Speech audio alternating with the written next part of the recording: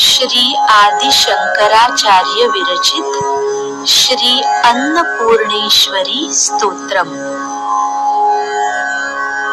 नित्यानंदकरी वराभयकरी सौंदर्य रत्नाकरी निर्धूताखिल घोर पावनकरी प्रत्यक्ष माहेश्वरी प्रालेयाचल वंश पावन करी काशीपुराधीश्वरी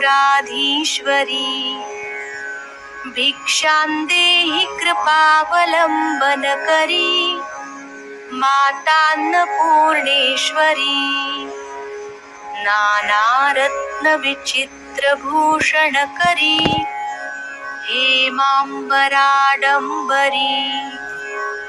मुक्ताहार विडंबमान विलसद्वक्षोज कुंभांतरी काश्मीरागरुवासितांगरुचिरा काशीपुराधीश्वरी